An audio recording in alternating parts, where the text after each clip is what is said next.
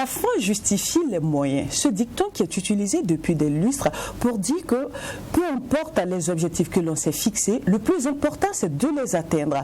Mais est-ce que cela n'a pas de prix? Faut-il passer par tous les chemins pour se rendre à Rome?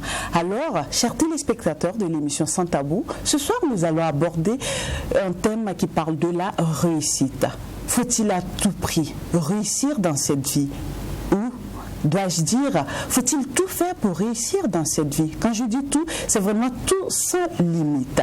Alors, avec vous, nos invités, et bien sûr Wendila, nous allons en parler car ce sujet mérite d'être abordé sur ce plateau. On y va alors. Bienvenue à tous, ravi de vous retrouver ce soir pour parler d'un thème qui va faire couler beaucoup d'encre et de salive. La réussite, c'est le rêve de tous, hein? Est-ce que vous êtes prêts à tout pour réussir?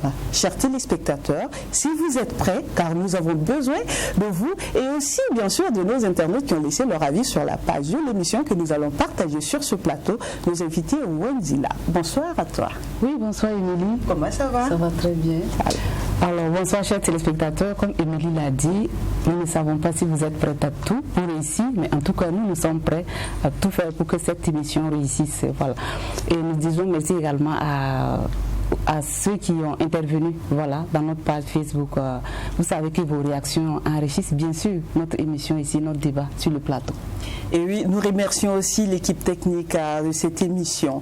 Et pour nos invités ce soir, nous recevons Zainab Zongo, alias ZZ. Elle est actrice, comédienne. Bonsoir ZZ. Bonsoir Émilie. Bienvenue. Merci. Ravie de te retrouver sur ce plateau. Merci beaucoup. Et quant à notre deuxième invité, c'est sûr que vous le connaissez déjà. Lui, c'est Monsieur Seydou Nikema Nixon. Il est journaliste culturel. Bonsoir. Bonsoir Émilie. Comment vous allez, Monsieur Nikema? J'aimerais bien qu'on me tutoie, je vais très très bien. Bon, moi j'ai un problème, j'aime tellement vous voyez les gens. Mais alors, je vais essayer. Voilà, on a essayé quand même. Ok, on va essayer. Voilà. Donc avec vous ce soir, on va parler de réussite. ZZ, je peux vous appeler ZZ? Oui, il n'y a pas de problème, c'est la marque imposée même. Alors, comment vous qualifiez la réussite en ce 21e siècle? Ben, moi je peux dire que de nos jours, il faut se battre pour pouvoir atteindre ses objectifs. Donc la réussite ne vient pas d'elle-même. Donc c'est comme une voiture, il faut du carburant.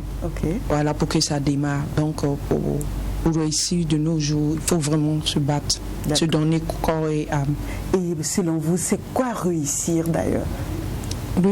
La réussite, c'est quoi? Moi personnellement, la réussite, c'est de pouvoir prendre soin de moi-même. Si je suis malade, pouvoir me soigner. Et ça veut dire être en bonne santé. Ça, c'est d'abord. Donc, c'est pas forcément la réussite financière. Voilà, la richesse, là, quoi. C'est pas forcément ça pour moi. Et puis, la réussite, c'est quoi? C'est atteindre ses objectifs. Et c'est quoi? Aujourd'hui, nous, on a besoin d'une belle maison. Chacun veut avoir une belle voiture. Et moi, j'aimerais avoir une nouvelle voiture bientôt. Voilà, donc tout ça, ça fait partie de la réussite. Mais comment il faut l'avoir? Il faut se battre, il faut travailler très dur. D'accord, on revient là-dessus tout à l'heure. Nixon? Oui. Alors, pour moi, la réussite, je pense que c'est ça la question. Oui. Voilà.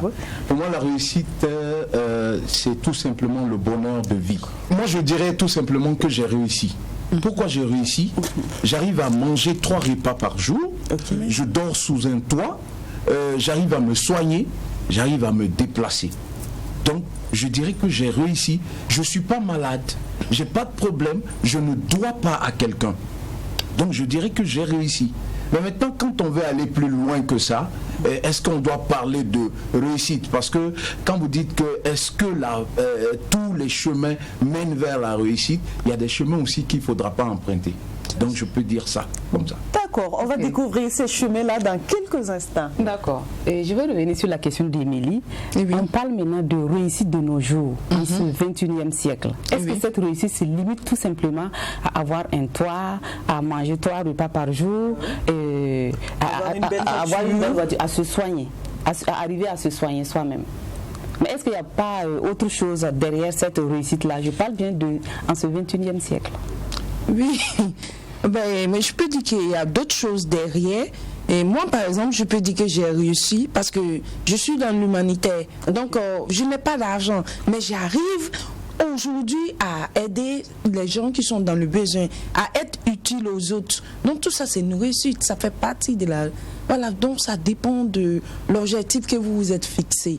Donc, ça dépend du contexte, au fait. Donc, quand vous écoutez, j'ai l'impression que la réussite, ça varie d'une personne à une autre. Oui, exactement. Okay. Pour moi, la réussite, peut-être ce que moi je conçois de la réussite, c'est pas la même chose que ce que Émilie conçoit ou Zénab conçoit de la réussite. Oui. Pour moi, la réussite, c'est pas avoir le grand luxe, par exemple. On dira, bon, c'est parce qu'il n'a pas ce luxe-là qu'il dit ça. Non, parce que l'objectif n'est pas d'avoir... Il y a beaucoup qui sont dans un certain luxe, mais qui ne vivent pas heureux. La réussite, d'abord, c'est le bonheur. Vivre heureux. Est-ce que tout le monde peut vivre heureux? Voilà. Ah, ça c'est une question. Hein. Est-ce que tout le monde peut vivre heureux? C'est ça, c'est ça. Il y a beaucoup qui n'arrivent pas à vivre heureux. Ils sont, je vais prendre un exemple banal. Ils ont réussi, hein, pour le commun des mortels, c'est quelqu'un qui a réussi. Il a une grosse voiture, comme vous l'avez dit. Il dort dans une grosse villa. Il mange dans des grands restos. On le voit, il est très bien habillé et il a tout ce dont on a besoin quand on veut réussir, quand on le dit. Mais il n'est pas heureux. Il ne vit pas le bonheur. Il y a quelque chose qui manque. Mais il y a quelqu'un qui n'a absolument pas tout cela, mais qui est heureux, qui est épanoui, qui vit le bonheur. Voilà. Mais le problème que Nixon soulève ici, voir une personne qui a tout cela, est-ce que c'est pas... bon, moi je n'ai pas ça. Je vois que ma voisine ou bien Émilie a tout ce dont moi j'ai besoin. Et moi je n'ai pas ça. Mais moi je ne me rends pas compte que Émilie, en ayant ça, elle n'est pas heureuse. Mais est-ce que, je veux dire, cette réussite-là, on ne convoite pas cette réussite tout en auscultant peut-être ce que la personne ressent en elle-même? Non, peut-être on peut ne pas le dire, mais Émilie aussi, par exemple, ne fera pas savoir qu'elle n'est pas heureuse, qu'elle ne vit pas le bonheur. Quand on la voit de prime abord, bon, c'est un exemplaire, parce que je sais qu'elle est heureuse, mais quand on la voit de prime abord, elle est toute joyeuse, elle est toute belle, elle est toute ravissante et elle est épanouie quand on la voit. Donc on va dire, apparemment, Émilie est heureuse. Elle n'a pas de problème. Elle n'a aucun souci. Mais pourtant, au fond, peut-être qu'elle a un souci. Que toi, qui te trouves un peu malheureux, tu ne vis pas ce souci. Voilà. Peut-être qu'elle vit un problème que toi, tu ne vis pas. Donc, comparé à toi, tu diras que bon, moi, je pense que j'ai réussi parce que je suis heureux dans ma petite vie. Et certaines personnes ont une grande vie, mais ne sont pas heureux. C'est vrai qu'on parle de réussir dans la vie et réussir aussi sa vie. Oui. Est-ce qu'il n'y a pas une différence là? Il y a une différence. Réussir dans la vie et réussir sa vie. Bon, je ne voulais pas trop parler de moi, mais là, je suis obligée de prendre des exemples sur moi-même, ma personne. Voilà. Moi, aujourd'hui, je répète encore, j'ai réussi. Pourquoi, Émilie? Tu as pas d'argent dans la vie ou tu as réussi ta vie? J'ai réussi dans la vie et ma vie même. Tous les deux? Oui, tous les deux. Oui, je le dis. Oui, je le dis.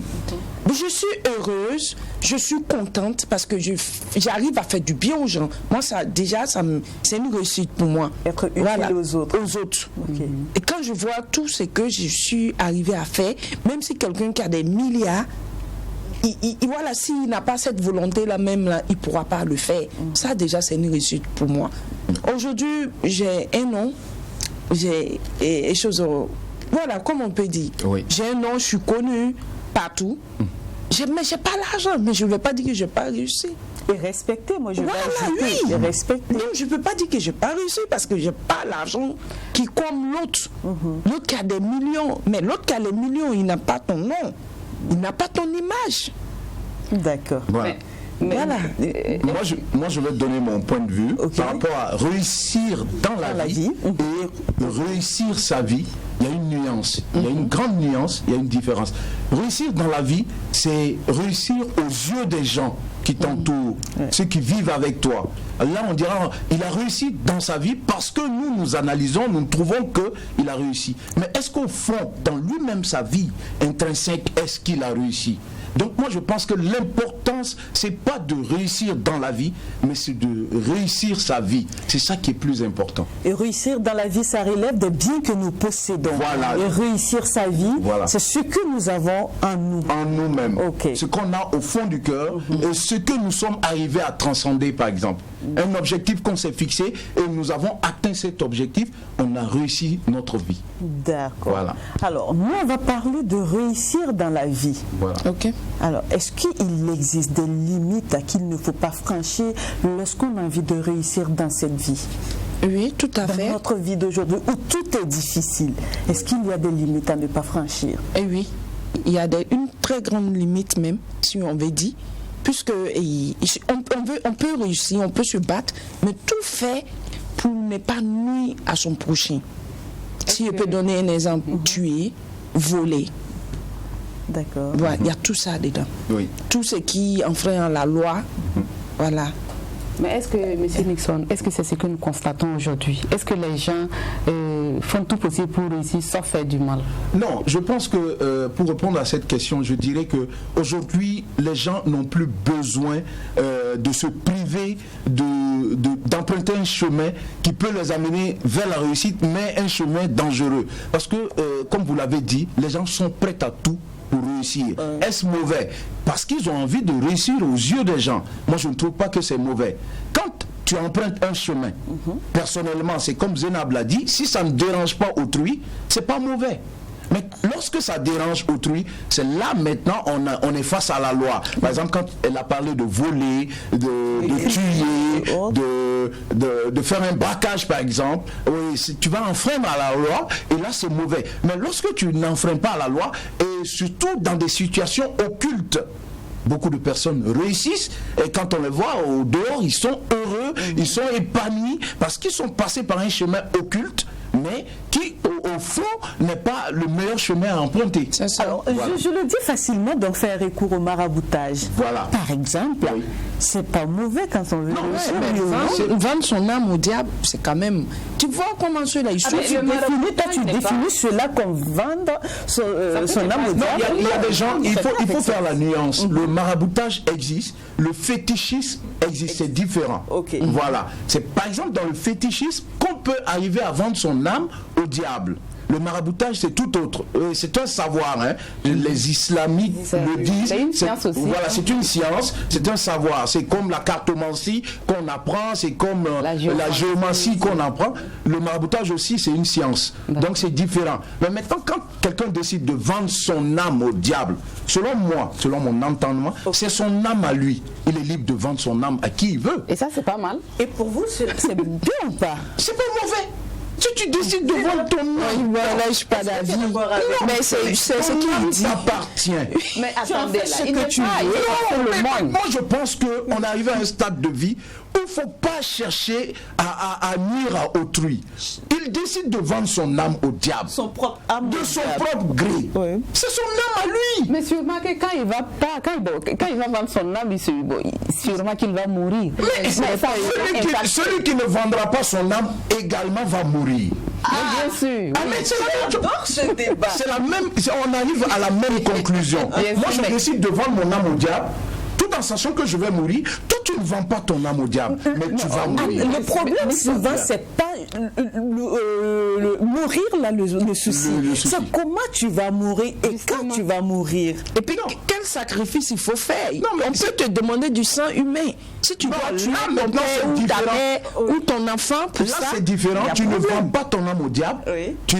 Tu sacrifies un autre, un être cher peut-être. Et ça c'est différent. Là moi je ne suis pas d'accord. Okay. Mais s'il s'agit de toi-même vendre ton âme, tu es libre de vendre ton âme. La propriété t'appartient. On te demande Nixon, bon, on va couper. Il faut qu'on a besoin de ton doigt ou bien une partie. Pour réussir, oui. Si moi, mon objectif c'est de réussir aux yeux des gens, je donnerai mon doigt à couper.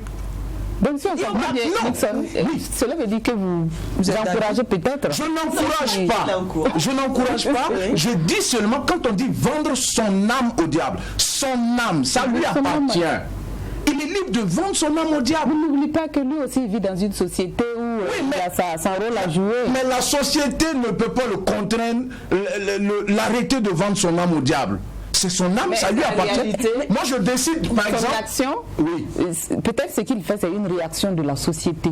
Oui, il a envie de réussir, il a envie de plaire à la société, il a envie d'être quelqu'un. Par exemple, aujourd'hui, je suis assis avec vous, j'ai envie de rouler, par exemple, dans une grosse cylindrée qui me vaut une centaine de millions. Je sais que mon petit salaire ne peut pas me donner ça. Et on me dit, donne ton doigt et puis tu vas rouler dans la grosse cylindrée. Si ma vie, là, ne se résume qu'à ça, j'irai donner mon doigt. Si mes ambitions ne se résume qu'à ça, j'irai donner mon doigt.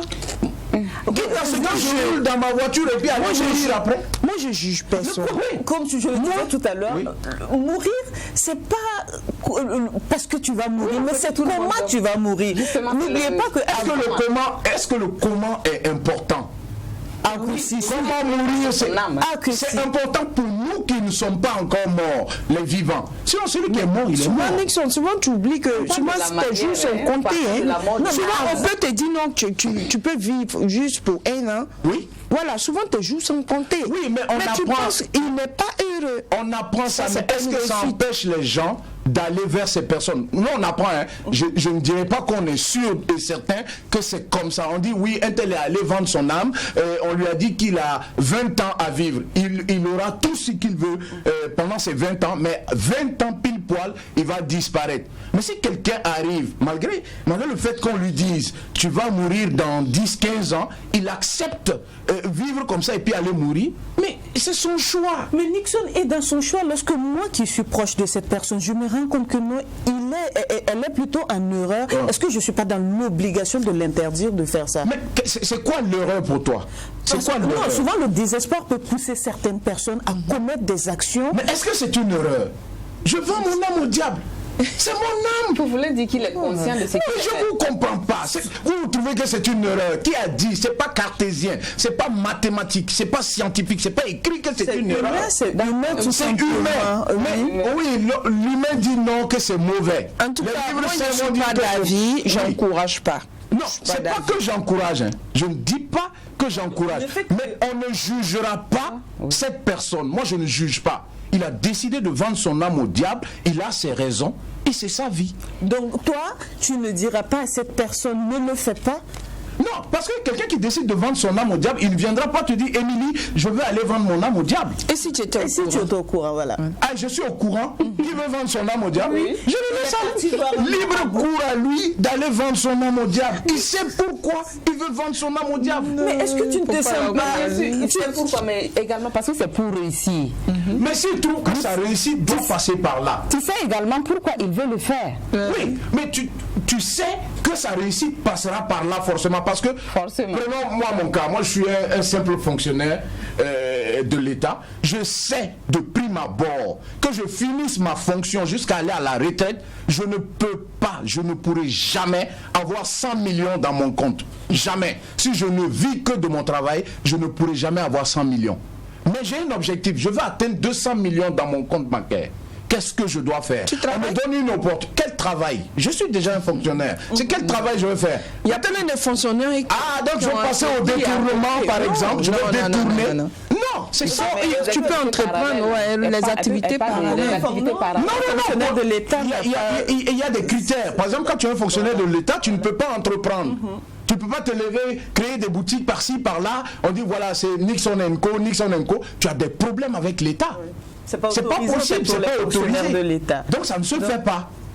Tu es obligé de rester là dans ta fonction jusqu'à aller à la retraite et puis peut-être créer ta petite boutique plus tard. Mais j'ai un objectif, je veux 200 millions dans mon compte. Avant la retraite. Avant la retraite. Je veux rouler dans une grosse cylindrée. Je veux avoir une belle vie. Et on me dit c'est donner mon doigt là qui peut... C'est mon doigt. Ça m'appartient.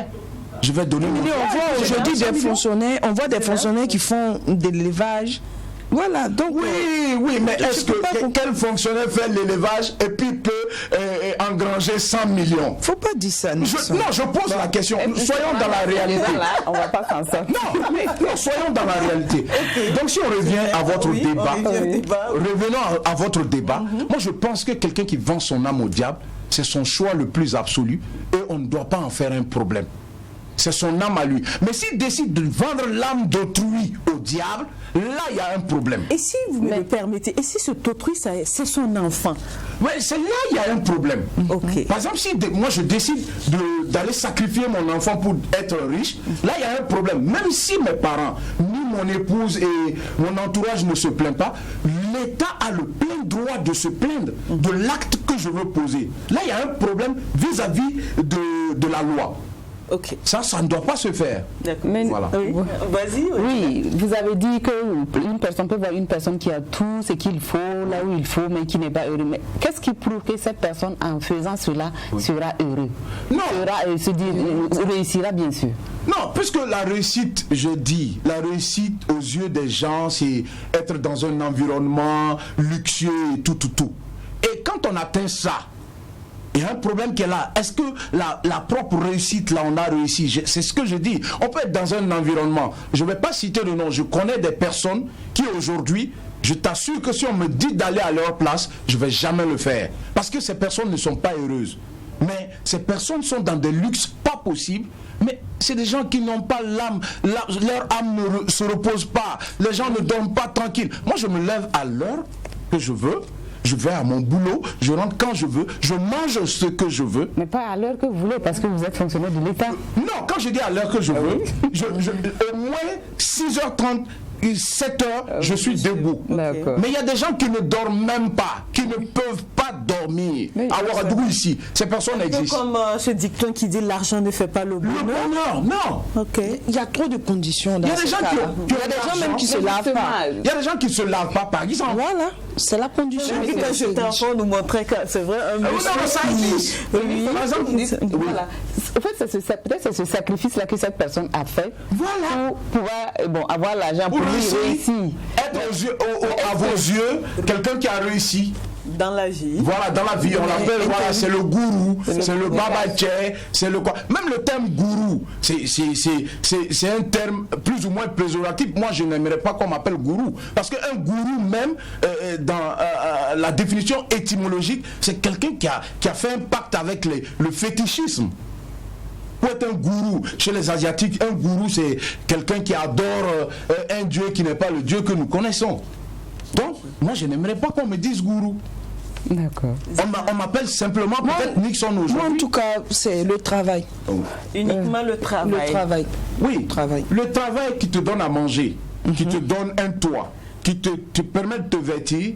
Je pense qu'il n'y a rien de tel. C'est ça la réussite pour moi. Mais est-ce qu'aujourd'hui, les gens ne font pas une illusion par rapport à la réussite? Oui, mais c'est ce qu'on a dit. Moi, je pense que beaucoup ont envie d'aller au-delà même de ce que nous appelons la réussite. C'est ça. Beaucoup de jeunes, surtout les jeunes d'aujourd'hui au Burkina, ont envie d'aller au-delà de ça et on les voit. Beaucoup, on s'est dit qu'ils ont réussi, mais ils ne vivent pas heureux. Il y en a beaucoup de jeunes au Burkina, je ne dirais pas Ouagadougou. Comme aussi, il y en a qui ont tout ce que nous citons, mais qui sont heureux aussi. Oui, ces personnes-là, par exemple, comme elle l'a dit, supposons que je travaillais chez un privé. J'ai l'opportunité de parallèlement faire quelque chose d'autre pour rentabiliser encore. En plus de mon salaire, je fais quelque chose d'autre. Il y a des gens, par exemple, qui sont par exemple de la fonction publique, il y a des parallèles, et qui, par exemple, offrent des services gauche-droite, qui décollent même, qui quittent le Burkina, qui partent offrir des services ailleurs, et c'est bien monnayé. Ces personnes ont réussi, mais dans les normes. Ces personnes ne partent pas au-delà de ce que nous appelons la réussite. Ces personnes ne vont jamais vendre leur âme au diable, ne vont pas braquer une institution bancaire, ne vont pas voler quelqu'un, ne vont pas tuer quelqu'un, mais ces personnes vivent à l'aise. Je voulais ajouter quelque chose. Souvent même la réussite de certaines personnes, c'est pas du réel au fait. C'est le m'as-tu vu. Allez prendre des crédits pour paraître riche. Voilà, j'ai réussi, je porte de bons vêtements, je porte de l'or, je suis une grosse voiture. Mais il vit mal. Mais est-ce qu'en réalité, je veux parler, parlons maintenant des jeunes, est-ce que les jeunes voient, est-ce qu'ils voient en travers ça? Non, les jeunes ne voient pas. Pourquoi? Parce que la société même conditionne la jeunesse d'aujourd'hui à réussir vaille que vaille, si on peut le dire. Comment la société conditionne? Par exemple, Émilie, c'est une très belle femme. Supposons Émilie n'est pas mariée. Supposons, je ne sais pas. Émilie n'est pas mariée. Le téléspectateur qui est assis, qui regarde Émilie, a envie d'avoir Émilie comme compagne. Il va dire, ah, elle a atteint un standing de vie, moi je ne peux pas approcher Émilie.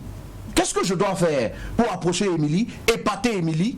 C'est d'être dans un standing de vie comme ça. Et qu'est-ce qu'il faut faire? Je sais que mon petit commerce que je fais ne peut pas m'amener vers Émilie. Je vais plus loin et là je viens l'impressionner plus tard. Avec une grosse voiture, je l'invite dans des grands restos, je lui paye des billets d'avion et voyage un peu partout dans le monde. J'aurais atteint mon objectif, mais à quel prix? C'est ça. C'est ça. À quel prix? Voilà. Et là, c'est la société qui conditionne, puisque la société me fait voir une belle femme que je convoitise, mais mes moyens ne me permettent pas. Donc, je vais plus loin pour avoir les moyens. Ne pas être réaliste et me dire que, voilà, malgré mes moyens, je vais essayer quand même, au lieu de m'adonner à des choses qui ne vont pas du tout me rendre service. Mais ce qu'on dit, on dit l'œuf sait où danser.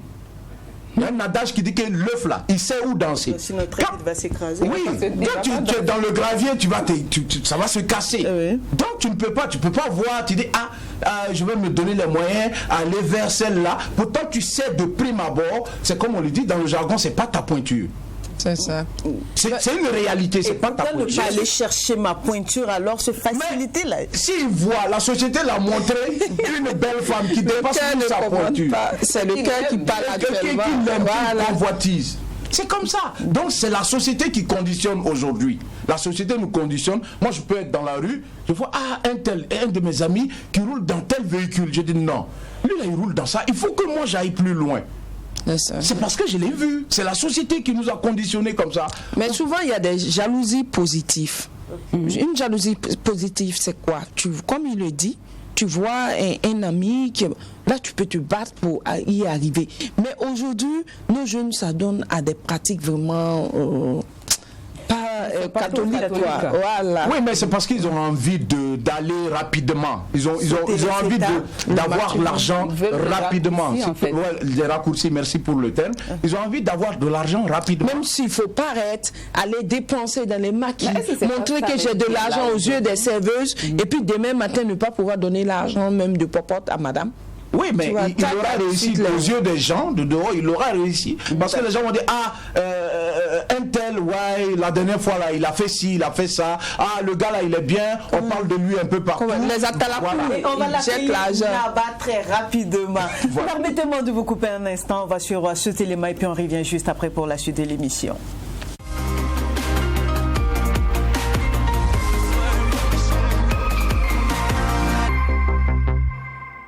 Vous voyez que si tu n'as pas l'argent, on ne te voit pas, on ne te calcule pas, on ne te considère pas non plus. Donc, à cause de ça, ça fait que nous tous, on lutte aussi pour avoir de l'argent. On est prêt même à tuer, tout faire pour avoir l'argent. Maintenant, là, c'est comme ça. Si tu as réussi, là, si tu n'as pas l'argent, là, on ne voit pas ta réussite. Donc, selon moi, si tu n'as pas l'argent, là, tu ne peux pas dire que tu as réussi. C'est pour cette raison, les gens se battent, se tuent même, d'autres font des médicaments, d'autres sacrifient leurs enfants, leurs parents, tout ça là, à cause de l'argent là, pour réussir. Mais c'est pas normal, c'est pas normal. Du moment où on sacrifie même les gens pour réussir, là, ça seulement c'est pas normal. Sinon la réussite là, il faut battre. Il faut battre pour manger aussi de ton front. Mais si ça devient maintenant, il faut sacrifier les gens pour réussir, là, c'est pas bon. Mais c'est ça même qui a la tendance à l'heure, là, actuellement. Quand tu n'as pas d'argent, tout le monde te regarde, tu es à zéro. Tu ne peux rien faire dans la vie. Quand tu n'as pas d'argent, tu es zéro. Et nous aussi, on se met dans le combat pour savoir réussir demain ou après le prochain ça. Et on veut devenir comme les autres aussi. Voilà. Sinon, la vie, c'est un combat. Pour réussir, c'est pas besoin de faire trop, là, aller loin. C'est un peu seulement, tu vas arriver. Parce que c'est un peu oiseau fait son nid. Nous aussi, on va faire un peu pour pouvoir réussir, Inch'Allah. Aujourd'hui, sans la réussite, tu te vois que tu es nul. Parce que si tu n'as pas l'argent, c'est comme si tu es zéro. Et pas de considération devant les petits frères. Donc les gens sont prêts à tout pour la réussite. Si tu n'as pas l'argent, et puis le bien matériel également, tu n'es pas considéré dans la société. En famille également, par exemple, on peut voir un petit frère, un grand frère. Si le petit frère a beaucoup plus d'argent que le grand frère, on considère beaucoup plus le petit frère que le grand frère en fait. C'est un truc comme ça. C'est peut-être pour être en sécurité, pour avoir le choix de faire certaines choses. qu'on ne peut pas mettre ses enfants dans de bonnes écoles, avoir le choix d'aller dans des bons hôpitaux. C'est vrai que sur cette question, c'est la nature humaine aussi. Hein. Quand tu veux réussir coûte que coûte, les moyens, tu oublies ce qui est logique, ce qui est bien. On ne fait plus la différence de nos jours parce que le monde a changé, les mentalités ont changé. Donc c'est ça. Bon, du mal pour avoir de la richesse et de l'argent, ça peut arriver. On ne sait jamais. Parce que par exemple, si un de mes enfants est à l'hôpital et puis personne ne veut m'aider, j'ai la possibilité de faire un mal pour sauver la vie de mon enfant, je pense que je vais le faire. Voilà. Dans la vie, si tu es derrière ce que tu es zéro, moi je veux tout le temps être devant. Vous m'avez demandé si je suis prêt à tout pour avancer. Non. C'est à cause de ça qu'on vient travailler. Si on allait rester à la maison dormir. Ça dépend de ce que vous appelez faire du mal. Parce que je peux vendre ma pièce de piston, je paye à 2000 et puis je le vends à 10 000. Je fais du mal, mais je vais réussir, c'est bon. Voilà. C'est comme un exemple, mon fils est malade, ma maman est malade, je demande à un frère, il n'est pas prêt. Bon, je peux le voler et puis partir soigner et puis réussir, c'est propre. Donc ça dépend. Le mal, moi je trouve qu'il y a plusieurs manières. Plusieurs gens prêts à égorger quelqu'un, non, on n'est pas dedans. Moi en tout cas, si c'est bon, ça ne va pas tuer quelqu'un, la vie de quelqu'un, moi aussi dedans. Ça peut me protéger contre tout là, non, moi aussi dedans. Il y a certains qui sont prêts à ça aujourd'hui pour réussir. C'est simplement à cause de la société. C'est dû à la société. C'est la société qui a provoqué ça en fait. Je prends un exemple très simple. Nous sommes dans une famille où on a peut-être un cadre et il y a un autre qui n'est pas cadre. Vous allez voir peut-être quand il y a une réunion de famille, on dit bon, on va convoquer les membres de la famille pour la réunion. Le premier jour par exemple, le cadre n'est pas disponible. On dit bon, la réunion est reportée. Le second jour, celui qui n'est pas cadre n'est pas disponible, mais le cadre est disponible, la réunion a lieu. Et peut-être que celui qui n'est pas cadre là, c'est l'aîné, c'est le plus âgé. Mais comme il n'a rien, on dit bon, on ne peut pas tenir la réunion parce que celui qui a l'argent là n'est pas là. Et c'est frustrant. Voilà, c'est frustrant. C'est tous ces petits manquants de la société là qui poussent aujourd'hui les jeunes à aller vers ce qui n'est peut-être pas bien pour forcément réussir. Voilà, donc je dirais que c'est la société qui est derrière ça. Voilà, aujourd'hui si moi j'ai réussi, que l'autre n'a pas réussi, peut-être que c'est son tour qui n'est pas encore arrivé, mais le minimum de respect pour sa dignité, il faut l'avoir. Voilà, c'est parce qu'on manque de respect à la dignité des gens qu'aujourd'hui ils sont obligés de tout faire, même ce qui n'est pas bien, pour réussir. Nous sommes de retour sur le plateau de l'émission Sans Tabou. Ce soir, nous parlons de réussite avec nos invités et vous. Et je dis grand merci à toutes ces personnes qui ont participé à ce micro-trottoir. Alors, je te donne la parole, Genaro. Oui. Écoutez l'élément. C'est vrai que moi, j'ai beaucoup entendu frustration et autres. Toi, qu'est-ce que tu en penses? C'est la même chose qu'on disait ici. Seulement, il y a un qui dit que même lui, il est prêt à voler pour aller soigner. Voilà. Bon, il ne faut pas forcément faire du mal pour atteindre son objectif, selon moi. Sinon, tout ce que j'ai écouté, c'est une réalité. C'est ce que nous vivons tous les jours, dans la vie de tous les jours. J'ai une petite question à te poser, ZZ. Un exemple, tu as une personne que tu affectionnes énormément, qui est gravement malade. Et tu as l'argent que l'on t'a confié, quelqu'un t'a confié de l'argent. Peut-être tu es comptable dans une entreprise. Tu as l'argent de... Ça peut être ta génitrice qui est malade ou une personne vraiment qui te tient à cœur. Tu as l'argent de l'entreprise dans tes mains. Qu'est-ce que tu fais? Je vais en éveiller, soigner ma mère et puis essayer de rembourser le plus vite possible. Et là tu feras la Mako. Alors, essayer de rembourser le plus vite possible. Voilà, essayer de rembourser. Quand et comment? Le plus vite possible. Parce que je ne peux pas laisser mourir ma mère. Qui disait que l'argent, c'est quelque chose qu'il ne faut jamais toucher en te disant je vais rembourser. Oui. C'est très dangereux. Oui. Essaye de faire l'expérience. Mais je ne vais pas laisser mourir ma maman aussi. Je ne vais pas voler, mais je ne veux pas laisser mourir. Mais en quelque sorte, c'est du vol, hein, parce que c'est du vol que tu es en train de faire. Elle est prête à aller en prison pour sauver sa maman. Donc, qu'est-ce qu'il ne faut pas faire pour une mère? Qu'est-ce qu'il ne faut pas faire pour une mère? Mais il ne faut pas voler, il ne faut pas tuer pour une mère. Mais alors là, c'est ce que le téléspectateur a dit tout à l'heure. Il dit si sa mère est malade, il est prêt à voler. Moi aussi, je sais que je peux rembourser. Je sais que l'argent que je vais prendre, je peux avoir ici, là, pour remettre. Ok, si je sais que je ne peux pas, je vais essayer de prêter de l'argent. Mais si tu prends, c'est qu'à l'instant T, tu n'as pas d'abord. Raison pour laquelle tu vas piocher là-bas. Donc, c'est-à-dire que si tout de suite, imaginons aujourd'hui, nous sommes à dimanche, tu as pioché et que dès lundi matin, ton supérieur t'appelle pour un contrôle. Pour lui, tu vas donner toutes les explications du monde, ça va rester du vol parce qu'il ne va pas te comprendre. Quand je prends là, je dois penser au plan B même. Ou bien je ne prends pas. Si je prends un plan B, je sais que je ne peux pas rembourser, je ne touche pas. Et le plan B, ça sera quoi? Non, le plan B, je sais que mon ami Nixon peut me donner. Mais si moi je suis patron d'une entreprise, je te prends comme comptable, et quand tu parles comme ça, je pense que je te licencie. Mais attends, je peux pas que le Michel va gâter. Non, je vais te licencier. Parce que mon argent, tu ne dois pas le dépenser sans que je te donne l'autorisation de piocher là-dedans. Non, c'est clair.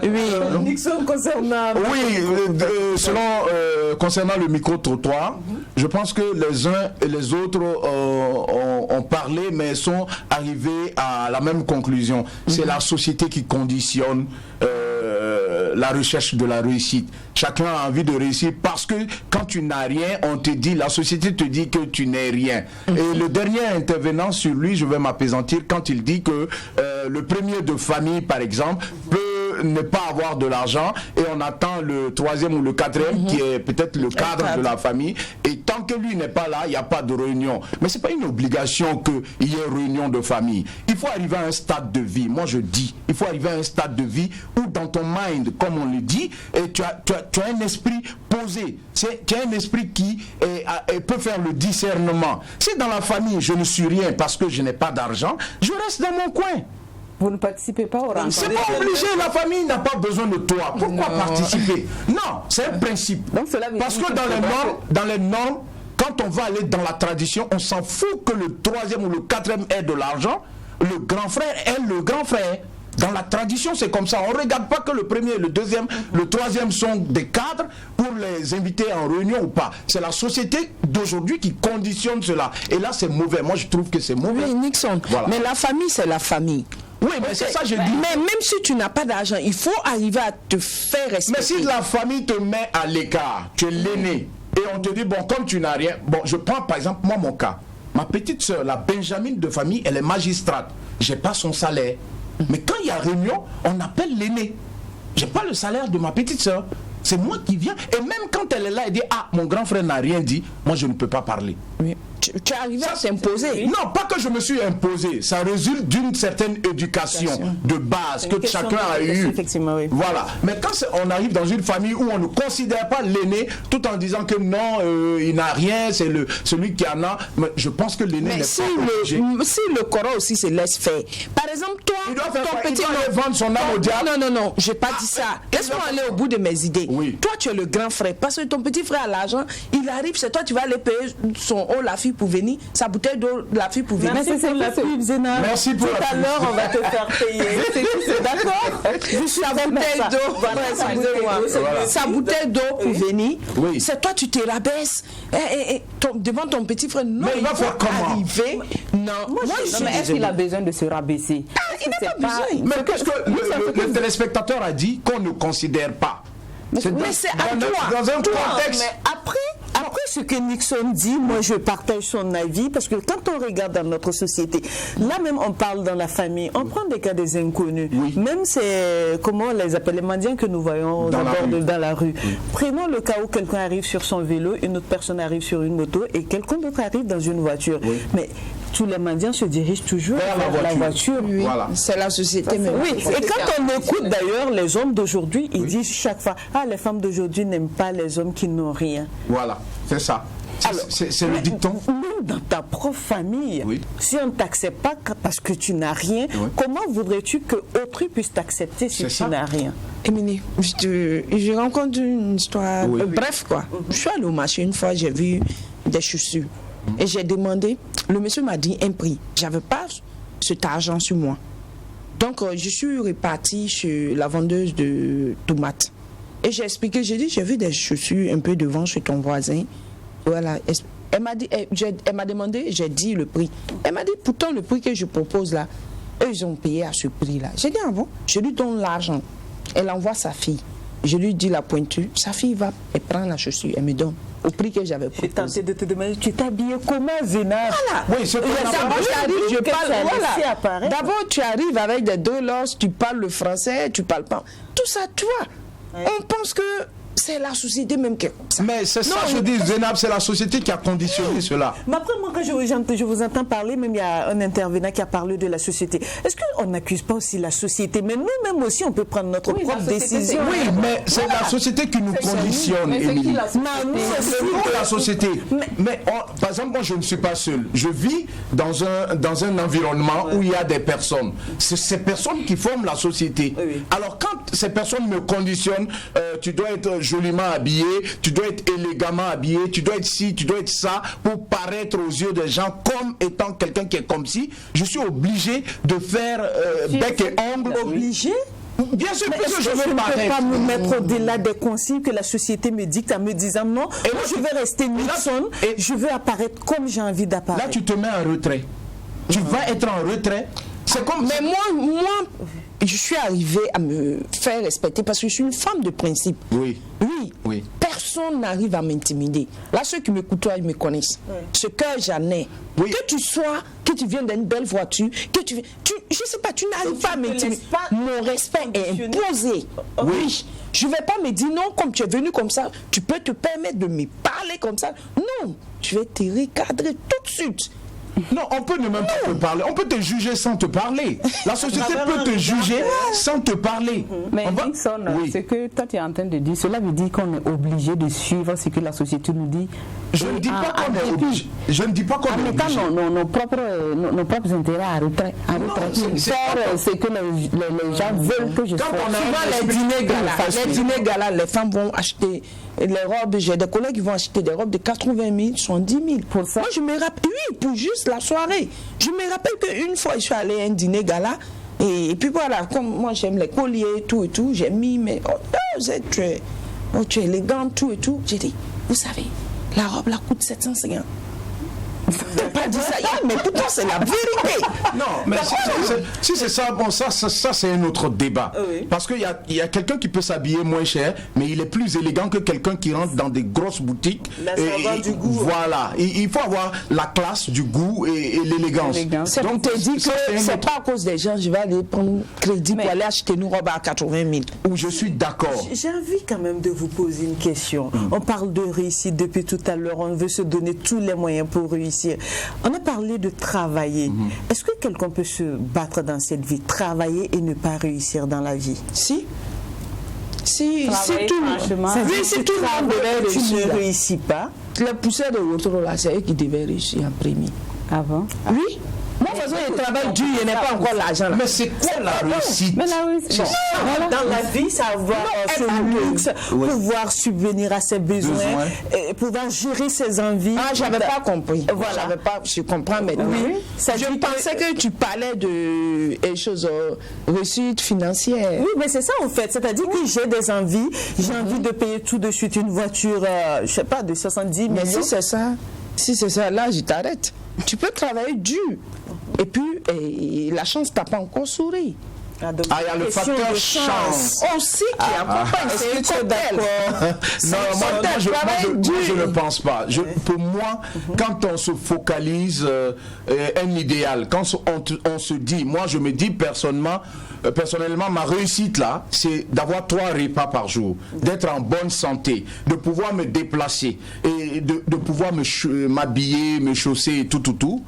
Moi je pense que tant que j'ai cet objectif, j'aurais dit que j'ai réussi. Parce que mon travail me permet de faire tout cela. Donc je n'ai pas besoin d'aller voir des extras pour aller plus loin. Pour moi, la réussite, c'est à ce niveau. Mais c'est pas cette question. D'extras et Zénab, est-ce que ce ne sont pas d'ailleurs ces extras-là qui nous poussent souvent à penser que nous n'avons pas réussi? Bien sûr, ce sont ces extras et même la société avec. Voilà, on n'a pas ces extras et la société dit que bon, l'autre qui a les extras est plus convoité, est plus respecté et toi, tu n'es pas à ce niveau, tu n'es pas respecté. Mais c'est ça, moi je suis pas d'accord avec ça. Je dis, quand on est un être humain, il faut se donner un objectif. Lorsque tu atteins ton objectif, c'est fini. Ta réussite pour toi est arrivée. Émilie, tu connais mon slogan, non?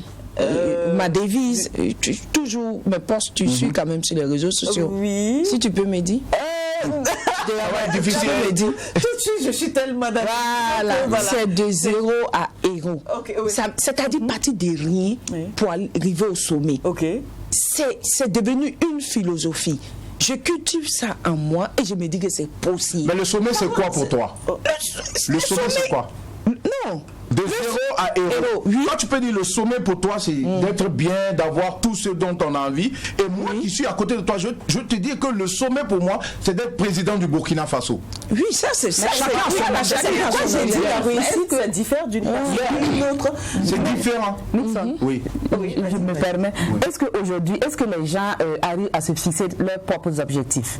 Bien sûr, sans se comparer aux autres. Oui, sans se comparer. On réussit d'abord par rapport à qui? Par rapport à autrui, par rapport à la société. Ce n'est pas je veux dire, une voie, on se trompe, une voie un peu trompeuse là. Bien sûr, parce qu'on se mire à travers la société. C'est vrai que l'autre est un miroir pour moi, les philosophes le disent, mais quand l'autre, c'est pas parce que l'autre vit comme ça que moi je dois absolument vivre comme ça. Tout à l'heure, je parlais d'une jalousie positive. Si je vois la voiture d'Émilie qui me plaît, je peux me dire, bon, dans 5 ans, moi je veux ça. Oui. Dans 2 ans, moi je veux ça. On ne vit même pas au hasard, la vie là. Il faut s'organiser. Pas réaliste en se disant que moi je ne peux pas avoir ça. Il faut que j'arrive à vivre en fonction de mes moyens. Bien sûr, il faut être croyant même d'abord et te dire de prime abord que Dieu ne crée pas tout le monde avec tous les chemins possibles. C'est ça. Dieu a créé Émilie, elle est dans cette condition. Dieu t'a créé, tu es dans cette condition. Il faut l'accepter et vivre avec. C'est parce qu'on veut atteindre l'autre, on veut atteindre les objectifs ou bien le niveau de vie de l'autre. Quand on s'adonne par exemple à ces pratiques, on va voler, on va faire le fétichisme. Moi je vais appeler ça que c'est de la facilité. Merci Zéna. Moi c'est de la facilité. Il faut arrêter de penser à la facilité. D'accord. Arrêtez de penser à autrui. La facilité rend paresseux. D'accord. Merci. Je vous coupe juste quelques instants afin d'écouter les avis de nos internautes qui seront partagés par Wenzila. Merci bien, Émilie. Alors, nous avons la réaction de Charles Ouedraogo. Lui, il dit que non, j'ai pas besoin de tout faire. Ce que Dieu me donne me suffit déjà. L'essentiel, que j'ai la santé et une longue vie, un jour, ça va aller. L'argent est éphémère. Je laisse le temps à Dieu. Je prie Dieu, un jour, ça va aller. Je veux pas l'argent satanique. Alors, nous avons la réaction de Marie-Claire Caboret. Elle dit que la réussite à tout prix, c'est se battre en travaillant honnêtement. Braver toutes les difficultés pour ainsi dire un jour, ouf, ça n'a pas été facile, mais j'ai réussi. Et cette fierté, c'est quelque chose de vraiment grand, beau et merveilleux. Nous avons la réaction de Sido Bambara. Elle dit qu'il y a des limites que je ne franchirai pour réussir dans cette vie. Par exemple, tout ce qui va à l'encontre de la morale, prostitution, meurtre, vente de produits illicites. À quoi me servirait-il de réussir et ne pas dormir, et ne pas pouvoir dormir paisiblement la nuit parce que ma conscience n'est pas tranquille. Voilà, c'est tout.